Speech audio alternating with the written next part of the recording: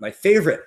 Is it better to take the SAT cold for the first time as a junior or prep first? I've been told not to in order to get a baseline, or just because I may score high enough without it. I need an 1800. For the love of God, do not take the SAT or the ACT cold. This is the worst idea in the world. Here's what's going to happen. You're either going to, best case scenario, find out that your score is high enough. That's usually pretty rare. Or you're going to find out where you really are and realize that you need to do a little bit of work. Now, there's a better way to figure out where you are. It is get the official book, right? So in the case of the ACT, voila, the real ACT prep guide. This is it. In the case of the SAT, and you'll see this thing is well worn, but the official SAT study guide by the College Board. Get these books, study them, set aside 4 hours, take a full-length, timed, graded exam. The books show you exactly how to grade the tests and figure out where you stand.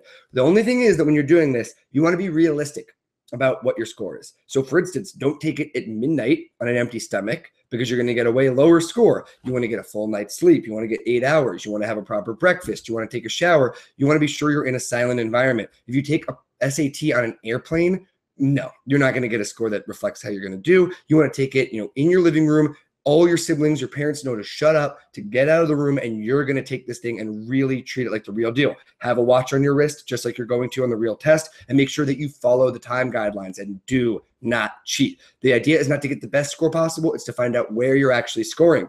Now, most of my students, when they take these diagnostics, they give them a very, very accurate idea of where they're going to be. Most of my SAT students score within about 80 to 100 points total. I mean, on all 3 sections aggregate from where they're going to be. So if you get a 2000, you're probably going to get somewhere between a 19 and a 2100. On the ACT, 1 point. So if you get a 33, you're probably going to get a 32 to a 34. If you get a 27, you're going to get somewhere from a 26 to a 28. Use the official books to figure out where you stand. Do not use actual tests as diagnostics. It's a really, really, really bad idea. A lot of people say, well, we're just going to have our daughter take the test for the heck of it.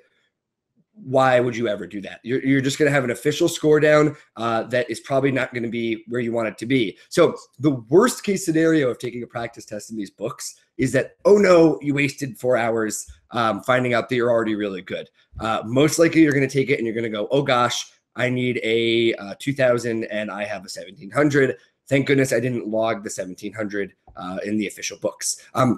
One thing you do want to keep in mind, a lot of people are really scared of taking lots of SATs or lots of ACTs. You don't have to be horrified of it. It's not that big of a deal, right? Obviously, there's sort of an invisible fine line of weirdness. Like if you've taken the ACT 9 times, that's insane. But there would be no reason to do it because you're already going to know where you're standing.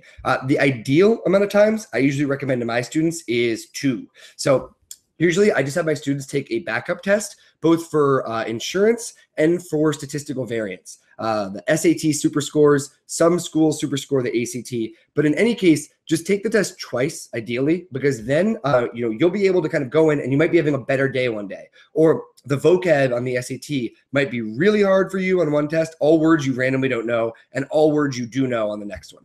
You never know what it's going to be, so just make sure that you take 2 tests to optimize your score, or you might get a concussion the day before the test. Your girlfriend might dump you the Wednesday before the test, right? You might get a cold. Who knows what could happen? But just be sure to register for 2. If you've already taken 2 or more, it's not the end of the world, but it does look weird if you take a ton. And the biggest thing is you don't have to. It's stressful, it's time consuming, and it's pointless. You can figure out where you're scoring on diagnostics, and then you can go in and take a test when your diagnostics are at the level you want them to be. Again, my online programs show you for both the SAT and the ACT exactly how to take a practice test, how to track your scores, etc. But even if you're just doing this on your own, just be sure that you're doing this before you go in. Do not take them cold. That would be the definitive and very short answer.